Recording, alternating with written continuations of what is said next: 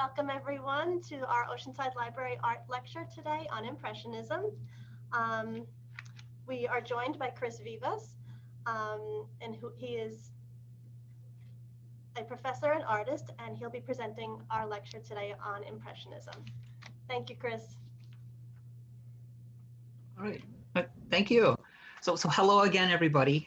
So yeah, my name is Chris. I'm an artist. I'm a teacher. I'm a professor. The picture you see behind me is when I did an artist residency in Turkey. So like I love art. So like I love almost all facets of it. You know, I try to live, breathe, and eat it. So like today's lecture is going to be on Impressionism. So I'm going to have a whole presentation, a whole bunch of different images of Impressionist artists. And I personally, like, if you want to turn your monitor on, I always like that so I can see who I'm talking to. If you don't want to, if your camera's shy, that's fine too.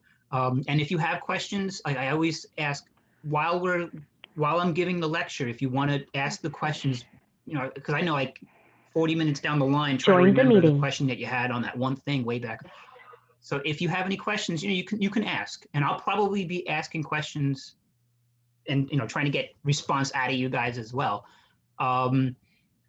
There might be a lag. I think I'm noticing a lag in my audio, in my video. So again, if there's any questions or anything, you could just ask. So, but with that, I'm ready to dive in.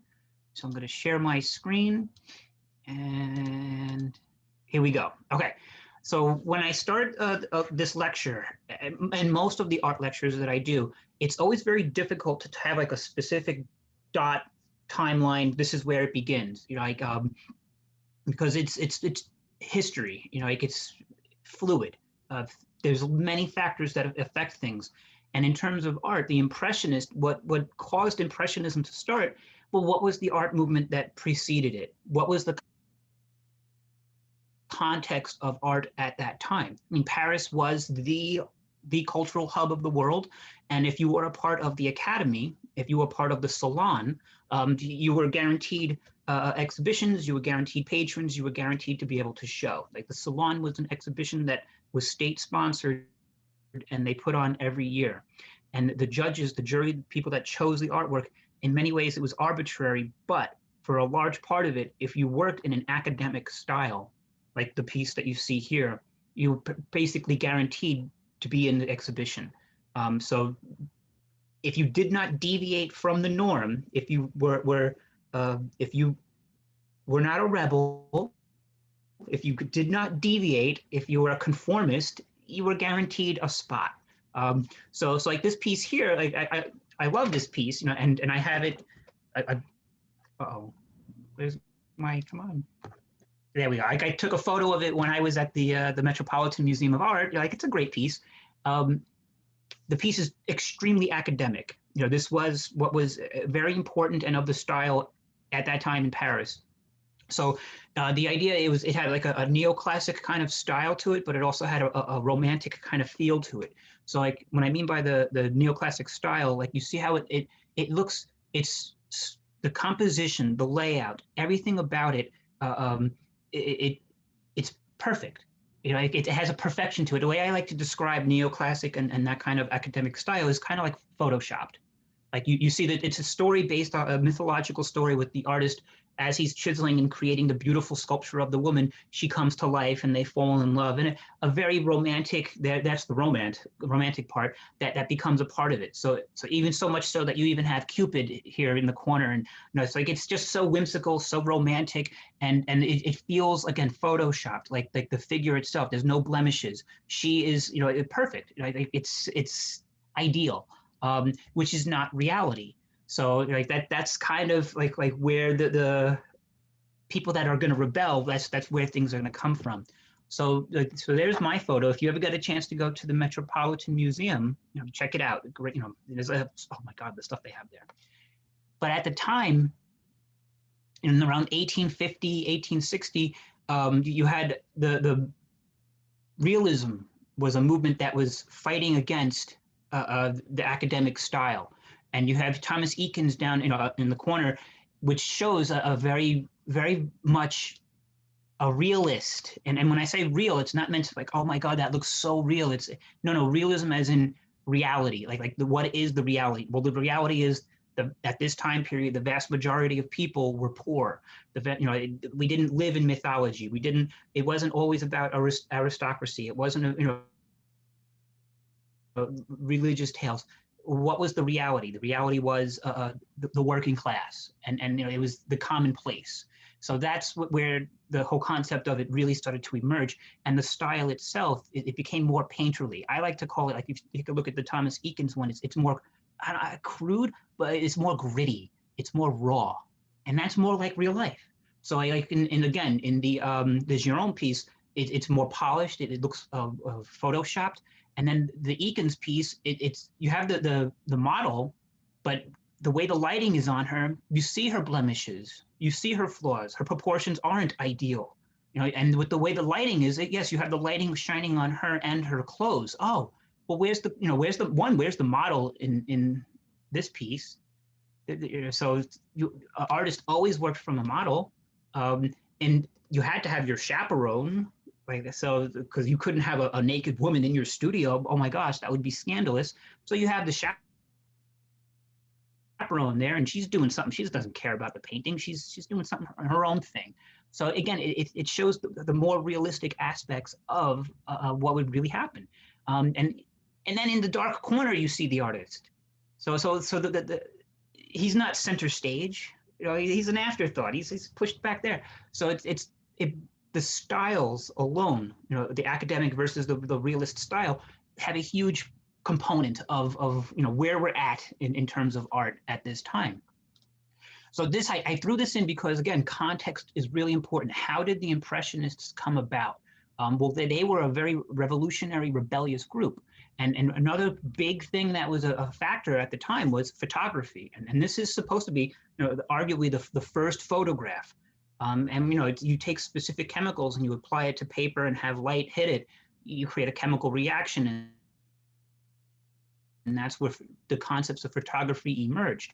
And as that emerged, it changed. Because I think I have another one. Here we go. So yeah, this is one of the first types cameras. So this changed the landscape drastically in the concepts of portraiture, and this scared a lot of painters. And when it comes to anything that's technologically new, you always get a huge backlash, a whole bunch of people that are against. It's because painters, they trained that skill to learn, and then to have the person sit for the portrait multiple sessions, many hours. Meanwhile, if you just take a photograph by the 1860s or 70s, you just sit for 60 seconds and that's it. So it's, oh, well, that's done by a machine. It's not done by a human. So this was another factor, because no longer did it force painters to have to be confined to the constructs, the preconceived traditional constructs of painting. It freed them. Not all. Some of them wanted to stay traditional, and that's cool. Some of them wanted to explore, and that's cool. And it leads me to the next big invention, and I didn't realize how big this was at the time. And it was 1841. It was tubes of paint. Tubes of paint. What? Why? What? How did that? What? Toothpaste we think of every day in like a tube, but tubes of paint. What this allowed was, it allowed for artists to no longer be confined to their studio. Like in the past, it used to be artists would take their sketchbooks, they would take their charcoal pencils, they would go out, take sketches of everything that they want, bring it back to their studio, and then reformat it onto their composition, onto their canvas, and they would create their own landscapes or whatever, portraits, landscapes, mythological tales, narratives, etc. And it wouldn't be a direct representation of nature. Now, with tubes of paint, they can take a little portable easel, they can take a little box that would have their paints in there, they can set up shop right outside, and they can actually try to capture what was going on outside. And this is such a crucial moment in Impressionism, because of what the Impressionists were trying to do. So I do want to go into Edward Monet. So Manet, it's, and I say this with several of them. Some of they don't always fit as a nice little package into the art movement. So Manet, he was kind of in the realism, and then I put him in with the Impressionists as well. it's I don't like, creating categories and stuff, but there's a reason for it. But at the same time, not everything fits beautifully into that. But Monet was an artist who's playing around and breaking tradition, using in the sense of realism, but also in a couple other ways as well. So he was considered, again, for a realist for most of his career, but then he did get involved with the Impressionists in the 1860s, and he was, that was it. So the Luncheon on the Grass I think is one of his most famous piece, but there's three major elements to this that set it apart from contemporary paintings, and that's the subject matter, the composition, and the scale. So it's a basic, it's a luncheon. They're having a little picnic out in the park, well, not park, well, maybe it is park, I don't even know. So there's two females, two men, and one of the first glaring thing that stares us in the face is that woman's nude.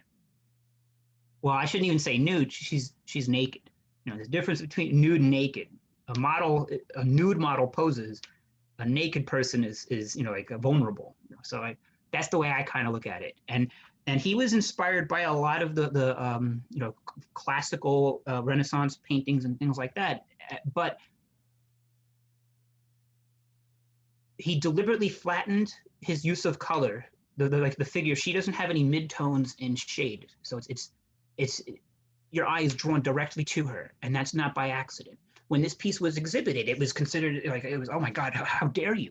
It was scandalous. I'm going to say that about a lot of these pieces. So the subject matter, one, it's if you're going to show a naked female, it better be a mythological tale. Like it better be something that has a narrative mythological kind of element to it. That's okay. But the second you show a naked female outside that context, it changes. And people, it's more scandalous. Oh my God! So he's playing with that idea. He's playing with that trope, like the value structure. So that's one thing. So so that's the composition. But also in the composition, you have again this kind of a still life thing going on here. It's very flat as well. So there's a flatness to his painting, almost an unfinished kind of quality that the critics didn't really like. So it's. The composition itself, it's based off of a Titian piece, the Pastoral Concert, and another piece, The Judgment of Paris, where he played around with the figures, the way that they're positioned and placed in there. But he took out any narrative or mythological context. There's no Greek mythological aspect to it. It's just people, regular people, common people having a picnic, but she's naked. So like if you just strip the context, it becomes scandalous, and it's so yeah. So, but he liked classical subject matter, but he took inspiration from them, but his subject matter is not classical. Okay, so that's another big factor, and again the other thing is the scale of the piece. It's big, and if you're going to do a big scale piece, it's going to be really a powerful presence to the viewers. It's going to command attention. It better be something worthy of commanding attention. Not commoners, not everyday folk, so the subject matter and the scale of the composition are off balance. So that threw a lot of people off at the time as well. So it was scandalous. Oh, scandalous. So he was really pushing the boundaries of what was acceptable. Here's another piece that he did. This was, I think the other one was more famous, but I've heard people say this one's more famous. So like, you're seeing both of them. There we go. Okay, so this is one of his last major works. So he was commissioned to do this piece. It's the venue itself. It opened in 1869, and they asked, the atmosphere was described as unmixed joy. So he decided when he did this painting, it was actually a barmaid that worked there, as he used as a model. But you see the way that she looks detached. She looks marooned. Like look at that gaze in her eyes. Like it is like a bored, not even bored. Like there's an alienation. There's a real divide between her and the patrons. So that right there, it's unsettling. It's an unsettling the way that she's presented, and especially with the concept of what this bar is supposed to be about.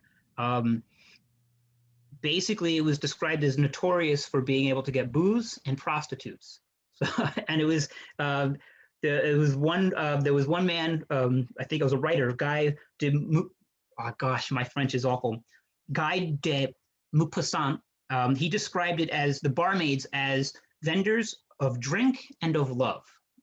So I don't know if anyone knows the writer guy de Maupassant, but he also had real major criticism against the Eiffel Tower. So anyway, so the painting, critics found this very unsettling. The subject matter itself is even though it's the bar scene, it's focusing the central component is the barmaid, and she has this kind of lost, marooned feel to her.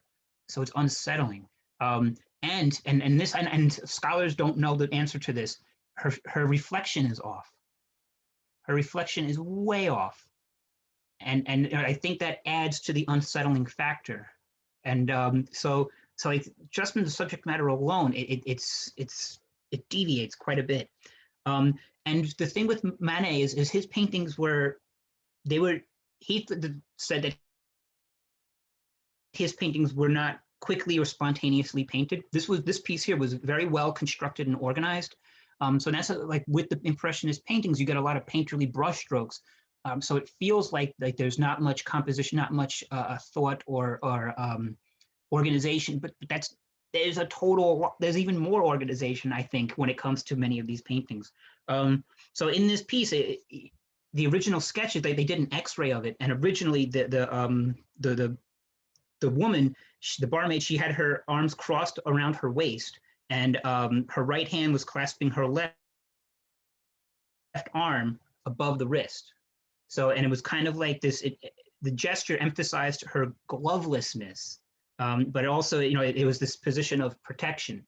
So, like the idea of like in ladies wore gloves. It's like something so simple that we don't think of today. And to me, like that's the importance of art. Is if what makes art so important. I had a professor when I was an undergrad that said, "You show me art, and I show you history." And that's the beauty of if art is rebellious, and I kind of like the rebellious stuff. It's doing its job if we can look at it 100 years later and say, what's so shocking about this? Because to us, it's become commonplace, and it's because of the artists that have pushed the envelope and has allowed for some level of acceptance over time. So, but I'll get to more. I have other examples of that.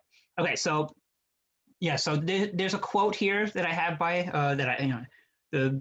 I'm not going to read the French, but the testimony of Manet's refusal to conform to convention and his initiation of a new freedom from traditional subjects and modes of representation can perhaps be considered as a departure point from modern art. So that's the importance of this piece here. So which leads me here's another piece that he did, boating. And again, if you look at this, most people say, well, what's the big deal? Well, one, you have the painterly kind of brushstroke. So like, especially look at her dress, like wow. and the idea of the Impressionists, and I'll get the next one especially, it's about capturing light. It's not about drawing or painting something as all we think of it. It's about capturing what our eyes actually see. But the big thing about this piece is the man he's at the oar. He's all in white, which is kind of the uniform. So this is a whole class thing. She's a higher station than him. And again, in 1874, that was, oh my gosh, how dare you? How dare you show off my fragile masculinity? Oh my God. So it's this whole hierarchical kind of thing. She's actually the one that's in a higher position than him because he's the servant. She's where the dress, she's paying for his services. So that right there is like, well, wait, that's not, women don't even have the right to vote at this time. How dare you? So it's, and we see that again and again.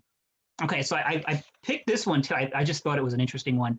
And this one has a lot of critics kind of befuddled on it, that they don't really know, because this is not a subject matter that Manet really focused on a whole lot, like the idea of death or despair or things like that.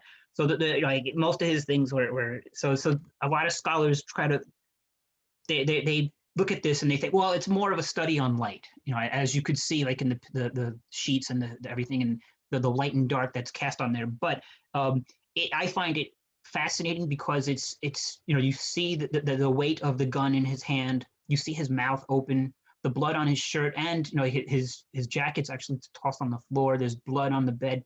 This is like, and is this a botched suicide attempt? Because this is like at a moment where he's in agony, or was, and we're seeing it play out.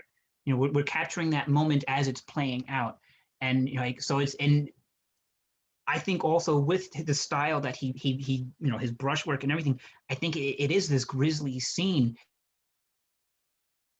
and it does draw us in even more. So yeah, he currently lies in an agonizing physical and spiritual state of limbo. Like is he dead or is he dying? Like if he's dying, well, there's more pain associated with it. It's like, I think that there's a lot going on here. So yeah, he heightens the experimental nature of this masochistic act.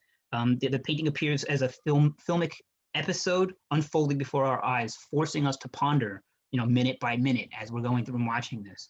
Again, very interesting because he didn't really focus so much. This wasn't a big part of the things that he did. And this was much later in his life. Okay.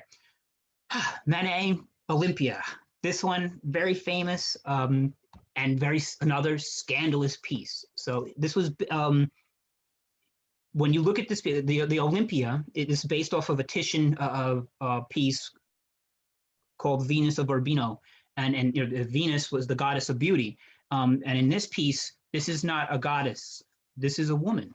So again, when you strip the context, when you change the context, it from what we do consider as acceptable for a female nude figure in again, a mythological kind of painting, or narrative story, now to this, she's a prostitute. There's no other way to put it. I don't know the French term, but she's a prostitute. And but there's something else that's unsettling, is that she's looking right at the viewer. So the people that are when this was presented, when they see that, and she's gazing, she's not just an object, she's a human being, and because there's a couple other things. One, the position of her hand shows this kind of false modesty, which I think counteracts the slipper on her foot, which the way it's kind of dangling. She's in control. She's in charge. Look at that gaze. That's not the gaze of a helpless person. She understands. She has the upper hand. So again, it's this unsettlingness to the viewer of the time that caused a big uproar.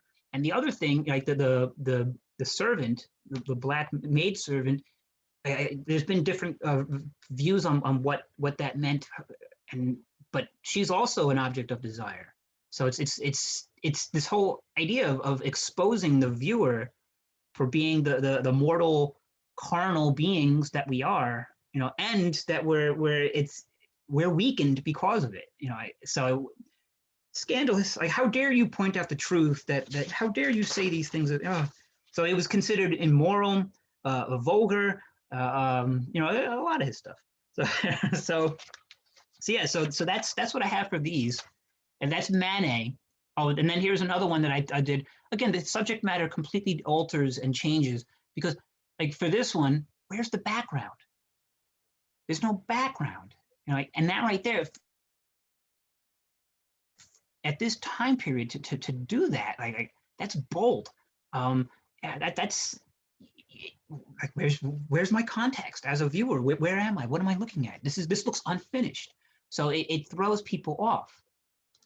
All right, so but now this is the here we go into total impressionism, and it's based off of this piece by Claude Monet, and it's called Impressionism Sunrise.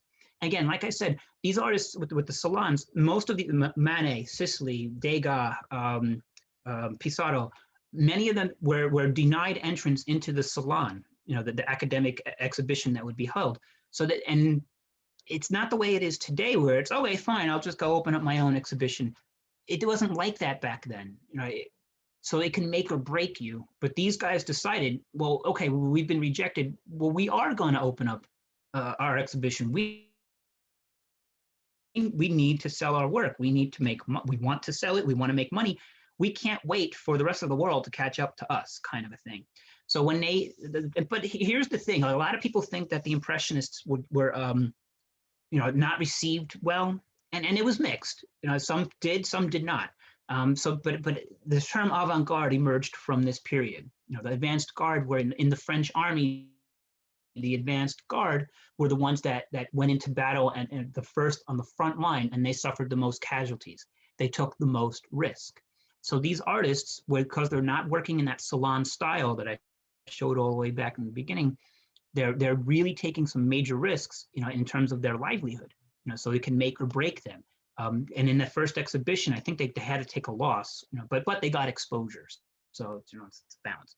And one of the critics looked at Claude Monet's work, and he said it was an impression of a painting, and that was an insult, because what he's saying is, this isn't finished. This is not a complete piece. This is an impression of a painting.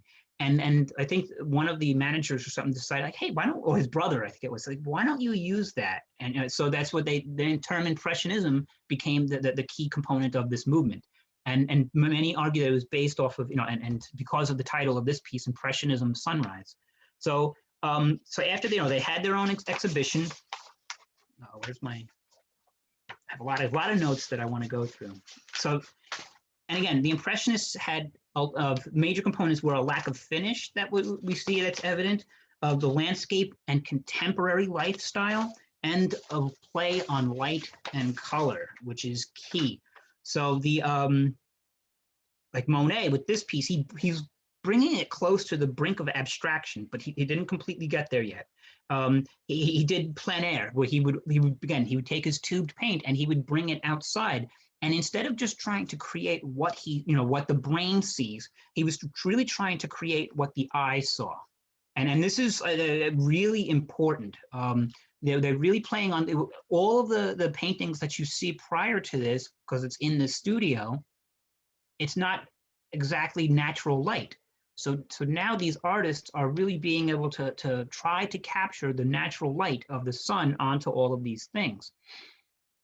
When we say Impressionism, what we mean, it's the impression that the light has, that it creates on the landscape, on the objects that they're doing. So that's what Impressionism means. So he's not interested, you can barely, there's a couple boats in that harbor, there's a couple buildings. That's not important to him. What's important to him is the color of the sky, the color of the water.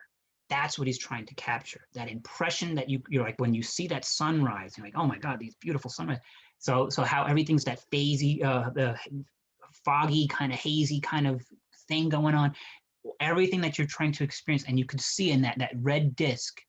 You see the red up above, but you also see the red in the water. He uses simple little brush strokes to try to capture that impression. So again, critics not all liked it. He embraced the unpredictability of nature. So he broke away from linear perspective, refined forms. Again, like we can barely make out, but we know it's there. But we can barely make out the forms that are behind there. And he used again other techniques to defy the academic style. He had a looser handling of paint. Emphasis on an interplay of color interactions. Right? So these are the things that really interested these artists. So I love this one, Arrival of the Normandy train. So he set up right in the train station, and trying to capture, because you have the lights that were coming in with the light that's coming in through the windows at the top. You have the smoke that's billowing as the train is moving, the people moving around. It's a place of action. It's a place of movement. And he's trying, again, he wants to capture that. And so these are quick done paintings, because you're trying to capture that moment, especially with the smoke and everything. So it's an exciting play to be able to be immersed and inspired by the visuals. And there's a huge difference between what your eye sees and what your brain sees. And I do a whole lecture on optical illusions, and that's why they work, is because what our eye sees and what our brain sees are sometimes conflict. Now our brain tries to make rational sense, our eye just takes in light. So they're just trying to, again, take in what the eye sees and play with that and be inspired and work with that. So like he's not trying to, like a brain would say, like, what does a train look like? He's not interested in that. He's interested, what does the light reflecting off of the train look like? What is the reflection of the light coming through the windows, interspersed with the smoke that's billowing out and moving around? What does that look like? Like, what is that? Like, what? So that's what they're trying to get at. In a way, it's very scientific, especially when you play into like the optical illusions and things like that. So here's my photo. I think it's at the Chicago Art Institute. So I got to go there one time. It's wonderful. So here's another one, fishing boats leaving the harbor at Le Havre. My French is awful. If you can correct my French, please do. Anyway, but again, we were seeing this interplay of the color, the way that he's playing with the color of the pigments to create this impression. That's the primary factor of what he's going at. And we all know Monet for his lily pads. So again, it's basically it's a play on color. What is the experience that you get when you look at his lilies? Most of them, not all of them, and most of them are cooler colors. Like it was his retirement cottage, and in his backyard he had the lily pads. They're cool colors, greens, blues, interspersed with some yellows and warmer colors, but it's relaxing colors, cool colors. So and he deliberately made these pieces, like they're big. When I was in, so here's some more. If you go to the Museum of Modern Art, they have, it's like takes up a whole wall. It encompasses you. He wants this very large piece. It's the color that creates and alters your mood, because science has proven certain colors create certain emotional effects within us. And like if you go in France in Les Oranges, he had the design of the room, the building of the room was like this oval almond shape because he wanted it to completely encompass you.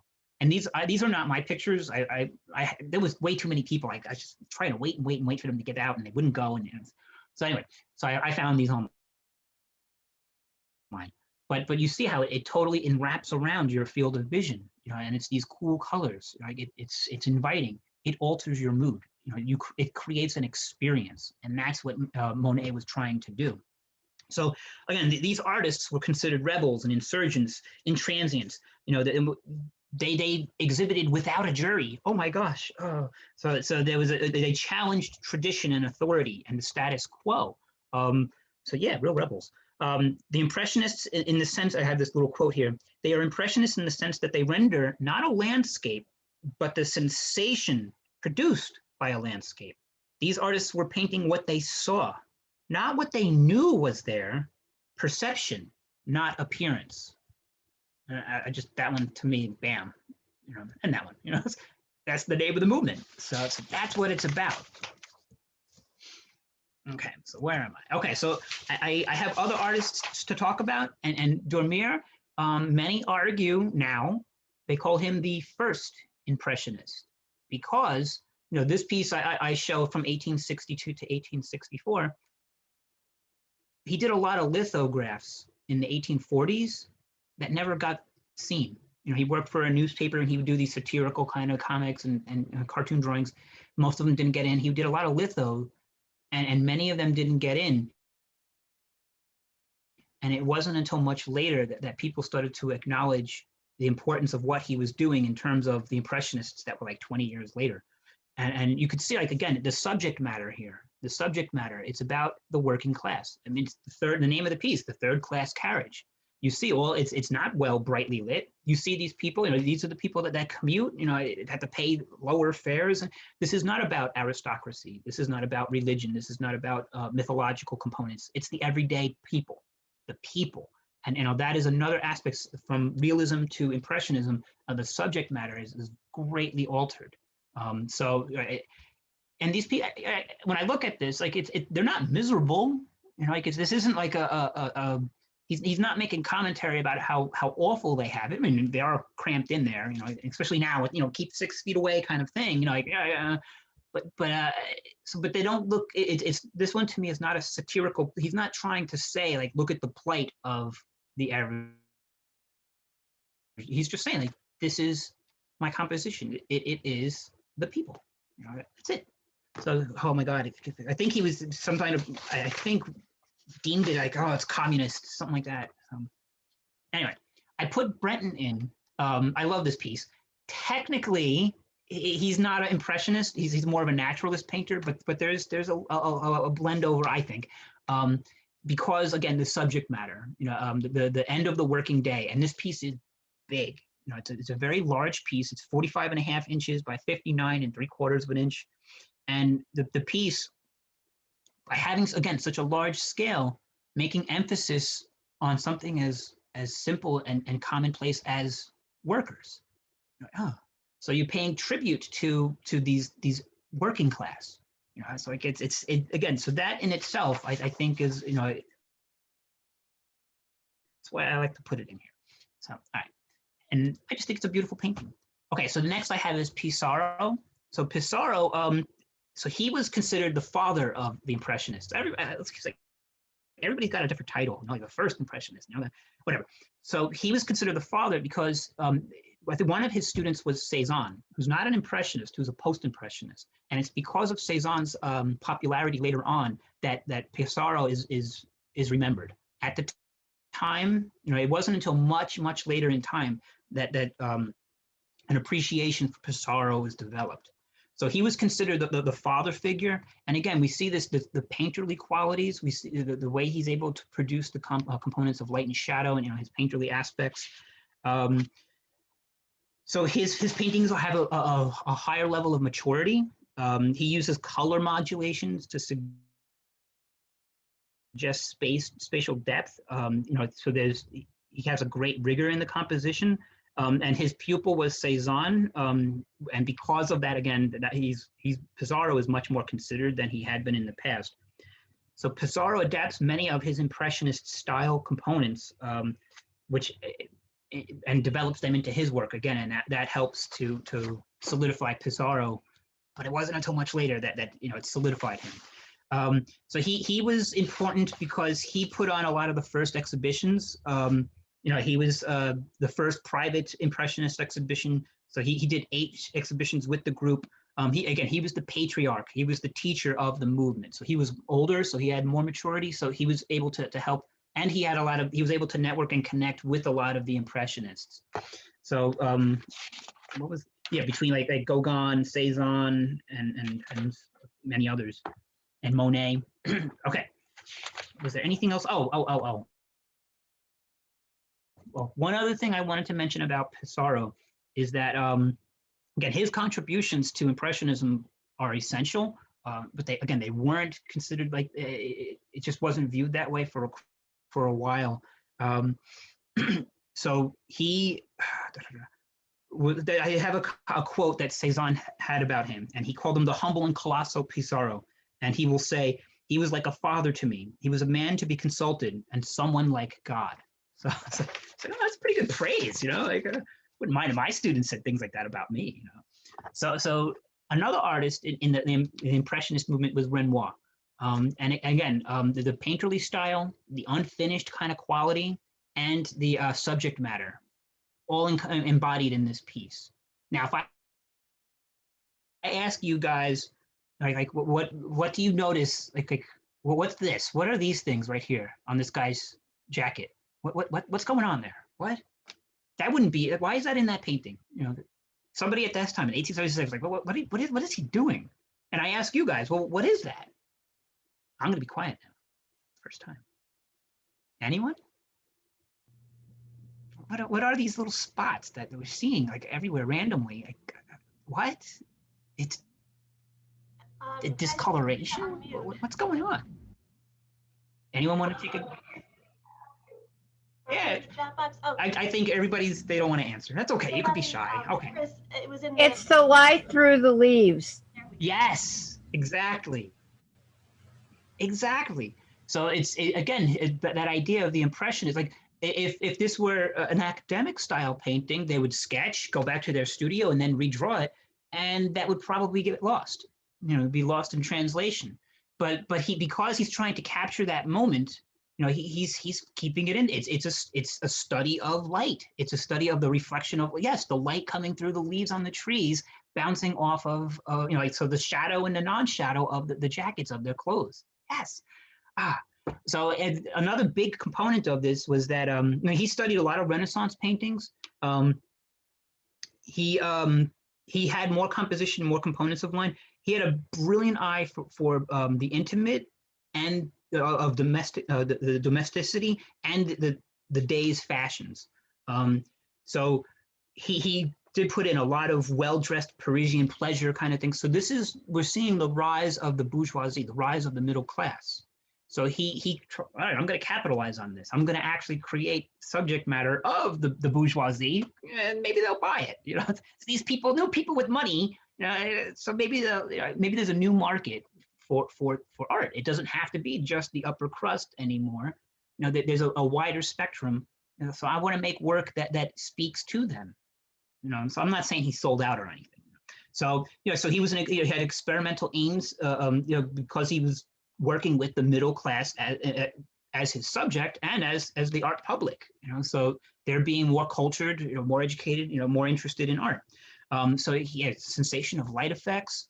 But these are just people on a Sunday, like out dancing, with their new leisure time. Oh my gosh, it's the working class, it's the merchants and stuff. So they're going out dancing, and I think they're supposed to be eating pancakes, which I just think is, I don't know.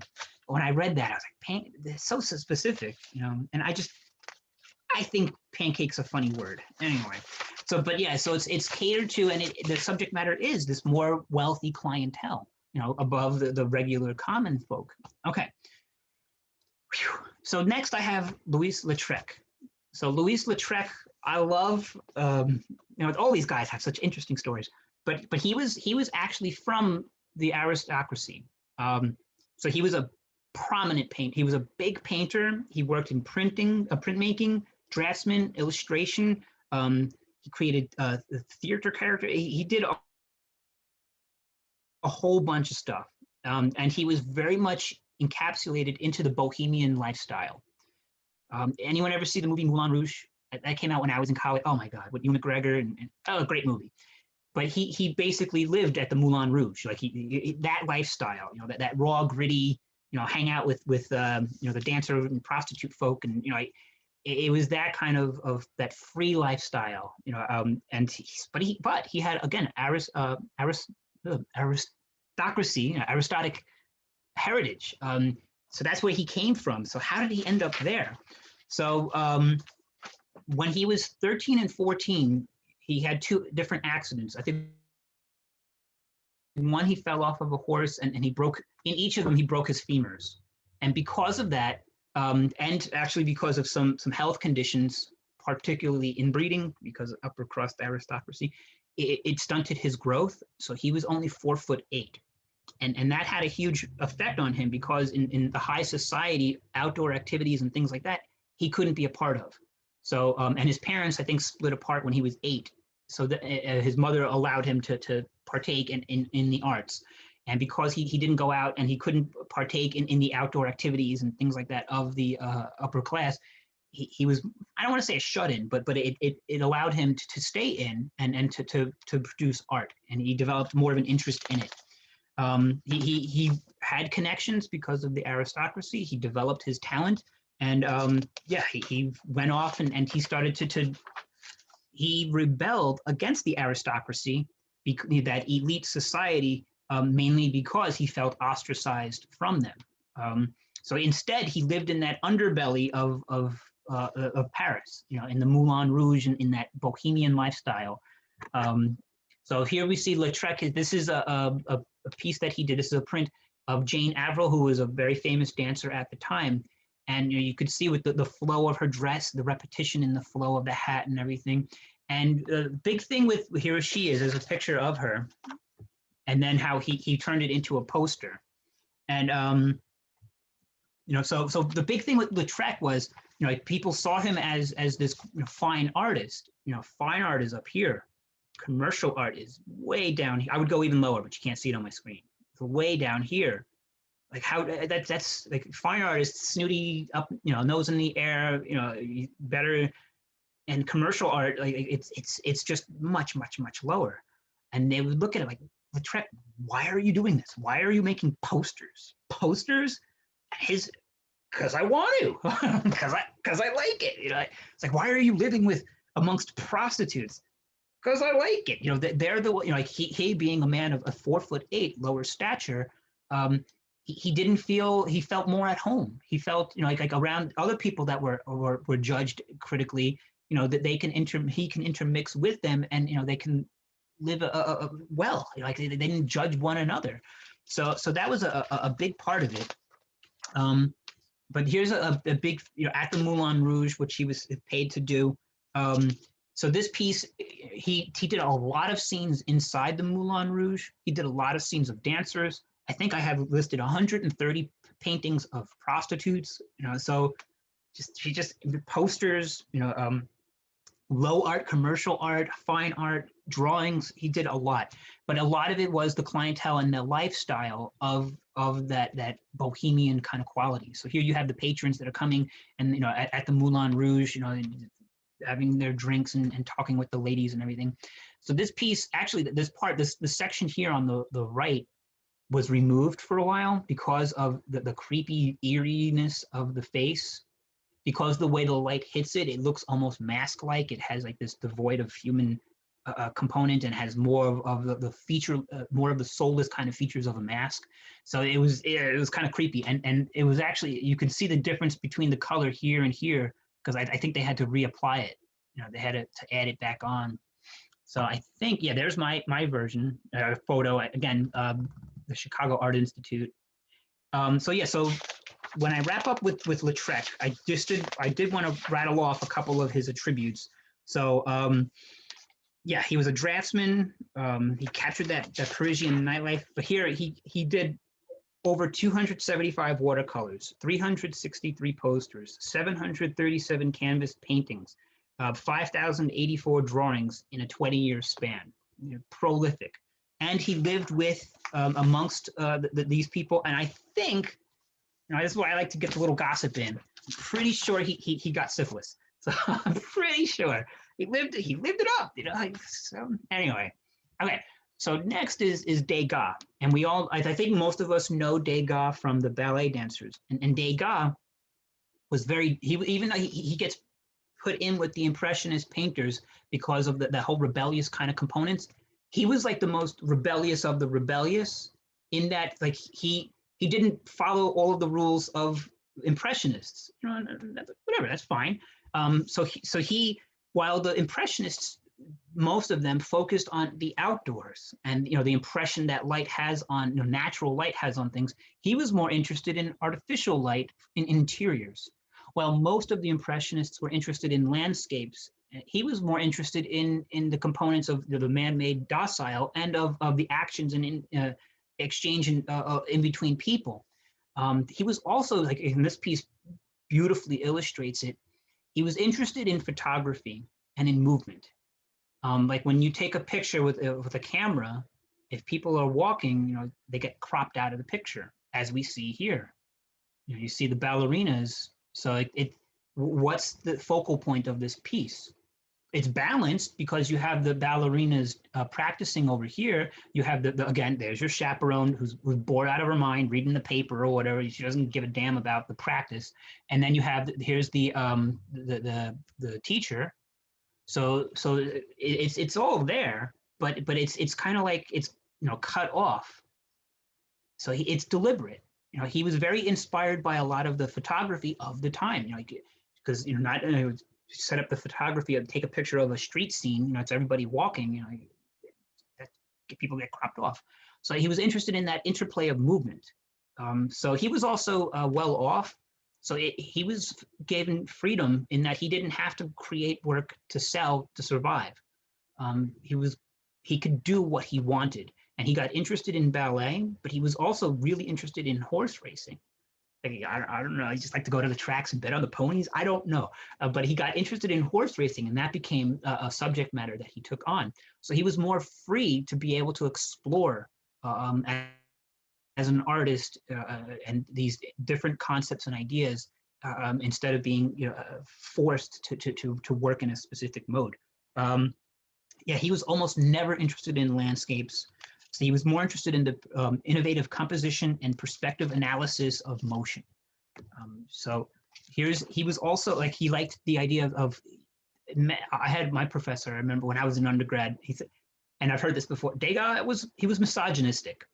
He just totally was. So he's kind of like demystifying the female by showing them in their most vulnerable positions. Like here she is, a female bather, she's bathing herself in the morning. So it's like he's kind of like exposing them. It's this voyeuristic kind of attitude that he has, and just trying to knock females down a couple pegs. I don't know, maybe it's his fragile masculinity. I don't know. But when he used his brushwork and his painterly qualities to capture these, he would also add and intersperse complete components of color.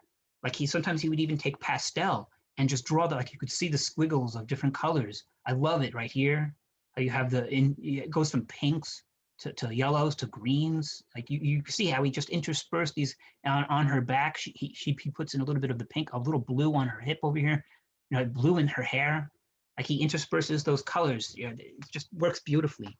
So, and here's a quote that I have by him, and it's this is what he has to say about art. No art is as little spontaneous as mine, even though this, to me, it looks, the way he works it looks spontaneous.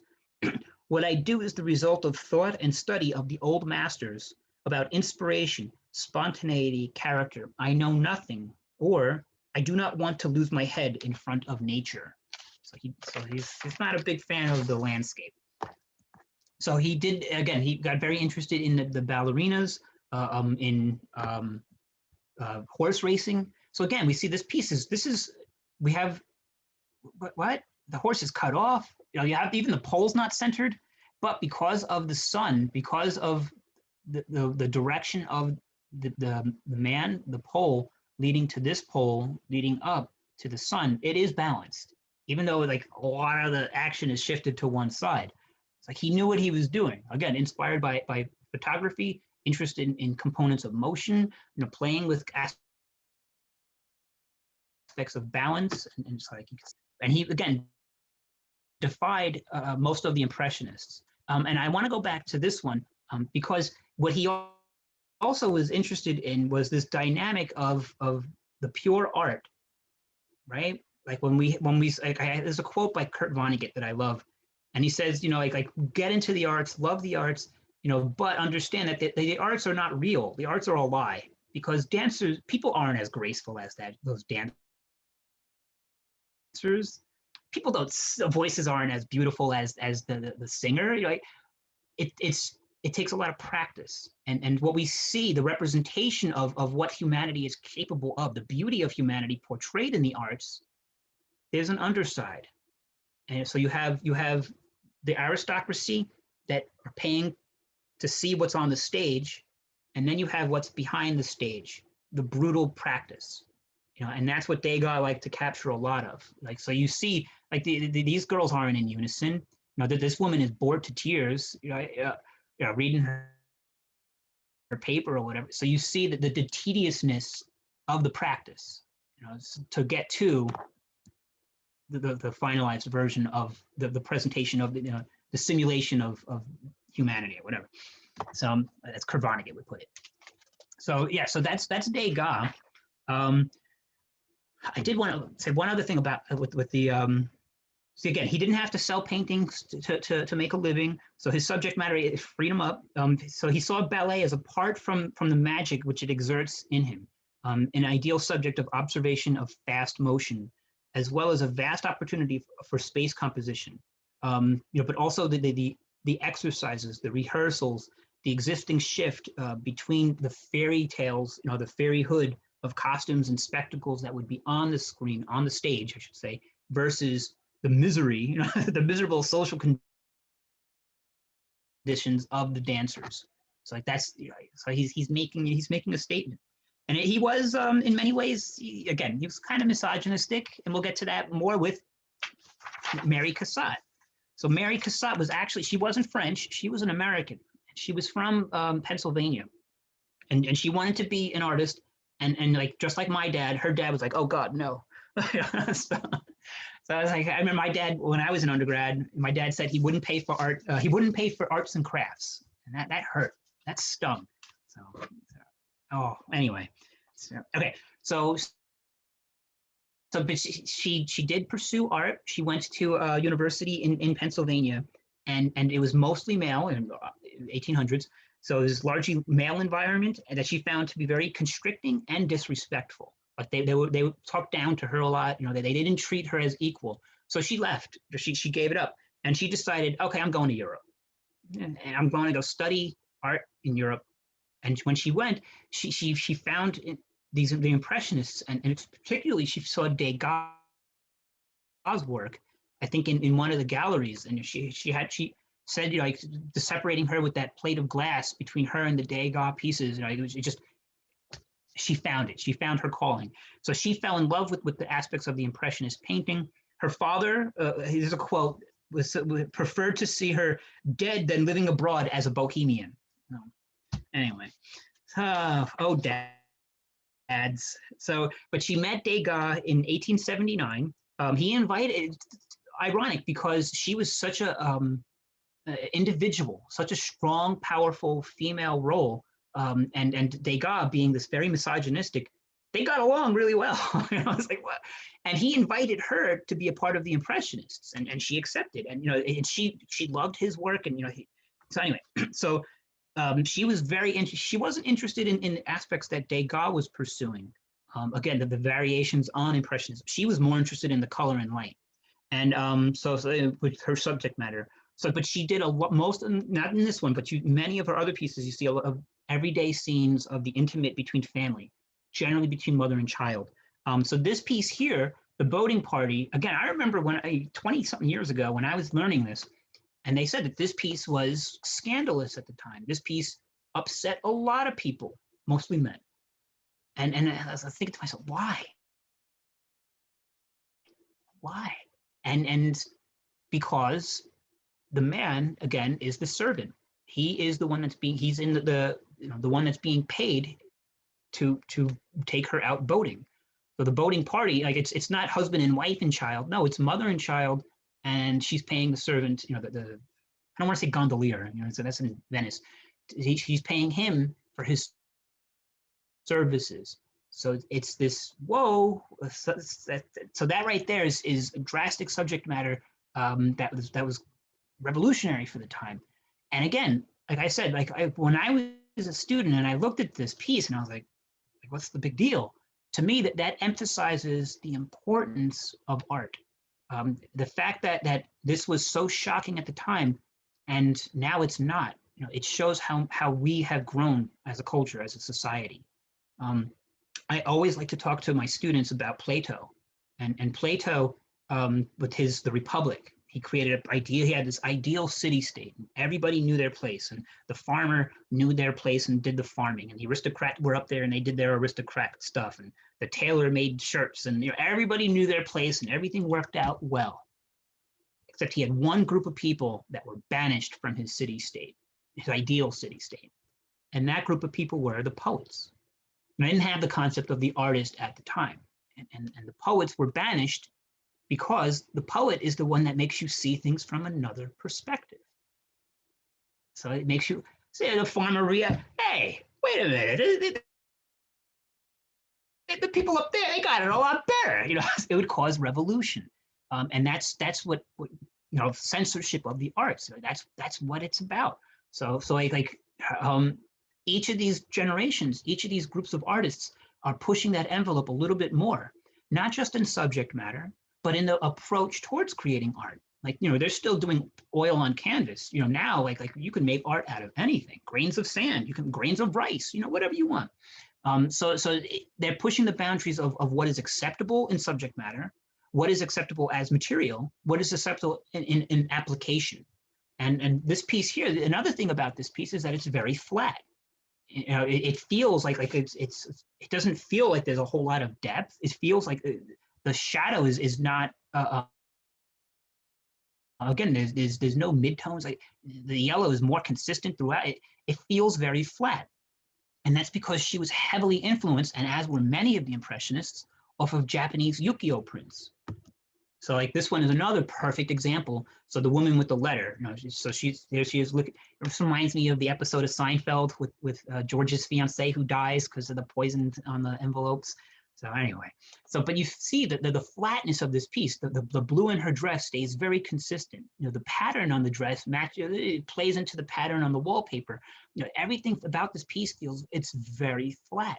And again, that was influenced off of Japanese ukiyo prints, because in 1853, Commodore Perry, went with a couple ships to the Tokyo, and he blasted a couple cannons and said, hey, how about you guys trade with us? Or, maybe these cannons will have some targets. And so it's like, oh, Japan's like, okay. And that ushered in the Meiji Restoration. So they opened their door. For the longest time, they kept, foreigners out. Now they find, okay. And they had to modernize. So they got rid of the samurai. And it was a whole issue with that. I lived in Japan for a little bit. So it was like, it's pretty fascinating. Anyway, but these pieces, these like 12-inch by 9-inch prints, mass produced, multiples, the prints, they found their way, because they were readily accessible, they were not expensive, they found their way to Europe. This one's the 36 Views of Mount Fuji by Haksai. And so again, now Europeans had, especially the artists, had a new, not just the classic, the masters, the tradition and antiquity. Well, now they have other sources to be able to draw upon, and it totally influenced them. So there's a flatness to these pieces as well. So here's I just threw this one in because again, I said she did a lot of pieces of the mother-child dynamic. So I wanted to have at least one in. So yeah, I had to put that in. So she was very independent, very strong-willed, and she felt, the subject matter of the mother-child dynamic. Again, it's not this narrative tale of mythology or religion. No, it's the intimate aspects of family, of the bond and relationship of a mother and child. That's an important thing. So I'm going to go see my mother in a couple of weeks. I haven't seen my parents in 16 months. I know my mom is going to make me breakfast every day. I know that bond is great. So she didn't feel bound to any particular movement or style, or specific place. She was a little bit bohemian. So she felt she was amongst the intellectual equals amongst those the other artists at the time as well. And I think, I did throw in a couple others. So Whistler, American, he was influenced in this piece again. What is he doing? How scandalous! What? Oh my God! Why? Why is this scandalous? Oh, what's the subject matter? Where's the narrative? Where's the moral tale? This is just a bunch of paint. And the name of the piece is Nocturne in Black and Gold, the Falling Rocket. It's a firecracker at the end of the night coming down. It's just about color. And there was back in the Renaissance, when the schools, artistic schools were being formed, there was a phrase that was thrown around, and not thrown around, that was used. And it was, once color precedes form, art is dead. Form is most important. Getting the proportions correct, getting perspective accurate, all of those things are most important. If you focus on color as your primary, art is dead. Because color is, as I showed with Monet's lily pads, easily manipulates our emotions. It's a cheap trick in a way. I hate to use the word cheap or trick, but we are attracted a lot more to color than we are to form.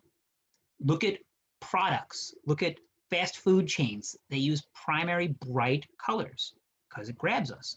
So for Whistler to be doing this, and we think of Whistler's mother as, it's very blocky, boring kind of anyway. But this one, yeah, he also did. It's just about, so once I look at it, once color preceded form, art isn't dead, art exploded. As we see with the Impressionists, they're focusing more on the use of color, and there's more art movements today than there ever have been in the history of art, because it totally opened up the floodgates to being able to again allow us different subject matter, allow us different ways of interpreting things. Not what the brain sees, but what the eye sees. Impressionist. So that's an important component.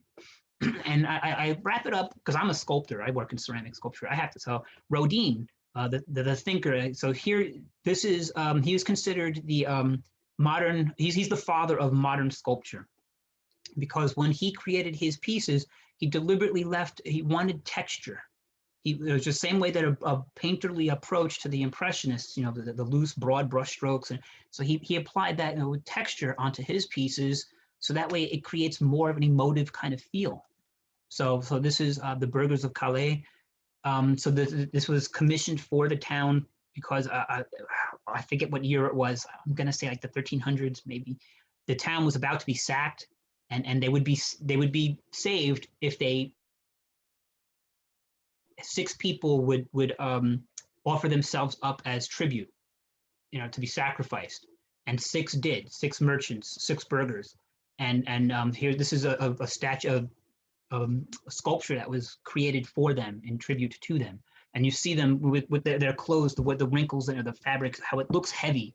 You see that the gesture and their quality and their movement, but especially in the formation of the hand, he plays with a lot of things to create the mood and feel within their faces. Within, you know, this one is at the there's I think 6 versions of this, or you know, casts of it.